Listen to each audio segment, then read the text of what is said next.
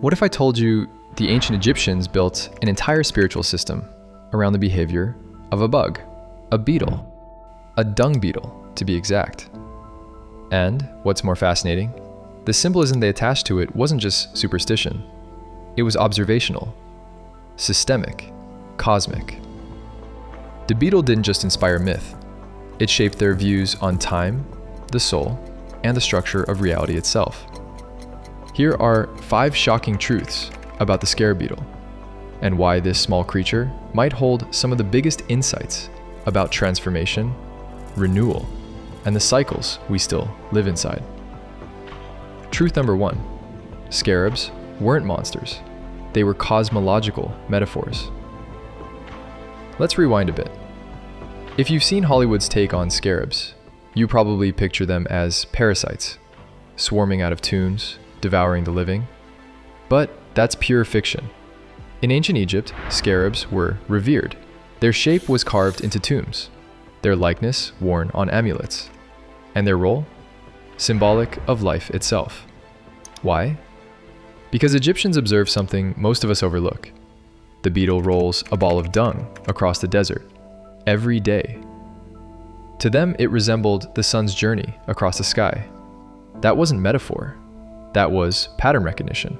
So they gave it a name, Khepri, and turned it into a god. Khepri, the god of the rising sun, the force of becoming, the cosmic cycle in motion.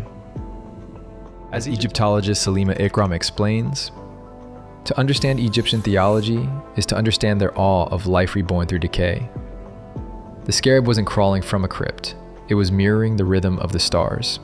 Truth number 2, rebirth doesn't start in light, it starts in waste.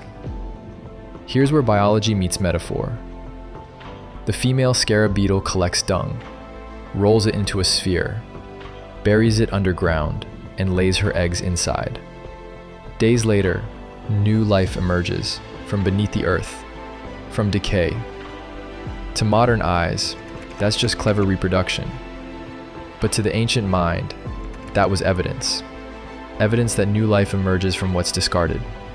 That transformation doesn't begin in light, it begins in decomposition. That concept isn't unique to Egypt. Hermetic texts echo it. Out of filth something divine is born. And yet, today, we rush to sterilize struggle. We hide the mess. We self-optimize the chaos away. But the scarab? It doesn't run from what stinks.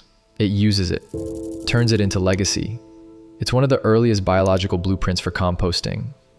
Not just of nutrients, but of meaning.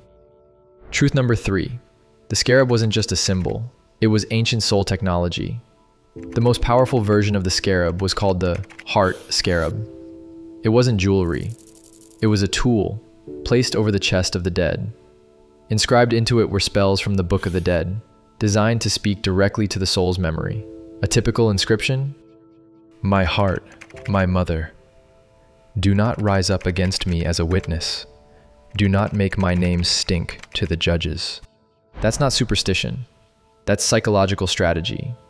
The Egyptians believed your heart would remember your deeds and testify in the afterlife. So they encoded alignment right into your burial. In a way, it was like a ritual failsafe, a moral firewall, an ethical witness. Today, we store our memories in digital clouds. Back then, they stored them in stone. And the scarab? It was the hardware, spiritual, symbolic, functional. Truth number 4, death wasn't feared. Disorder was. If you dig deep into Egyptian cosmology, you'll find something unexpected. They didn't fear death. They studied it, prepared for it, ritualized it. What they really feared was imbalance, disruption. What they called isfet, the opposite of order, or ma'at. And here's where the scarab returns. A dead scarab wasn't a bad omen. It was a feedback loop, a signal that something internal was misaligned. Instead of ignoring it, they responded, they meditated, realigned with nature, wore protective amulets, reconnected to rhythm. It's not all that different from what we now call nervous system dysregulation. That subtle feeling that something's off, you're out of step, your internal clock isn't syncing. We dismiss it, they ritualized it. To them, the scarab's message was, pause, check your pattern, re-enter harmony. Truth number 5, you are the scarab, and your burden might be building something sacred. Here's a fact. The dung beetle can carry over 1,000 times its weight. But here's what's more interesting. It's not doing it for glory or attention. It's doing it because the weight contains the next generation. In other words, the burden is the seed.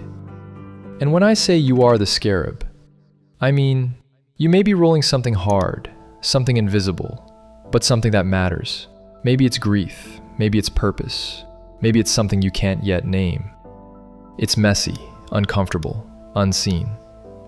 But inside it, life, evolution, change. You don't roll the weight because it's easy. You roll it because it's yours. And like the scarab, you may be shaping something the world isn't ready to recognize yet. Closing reflection. Here's where it gets even more interesting. That scarab spiral, rolling something forward through resistance, doesn't just show up in Egypt. It echoes in galaxies, DNA coils, tornadoes, Fibonacci spirals in sunflower seeds and hurricanes. It's a geometry of emergence. You can ignore it, or you can sync with it. That's what the Egyptians were tapping into. Not a bug, a blueprint. They saw this insect as a living metaphor for how the universe evolves through pressure, repetition, pattern, and eventual emergence. So if you feel buried or weighed down, remember this. The scarab doesn't wait for conditions to be perfect.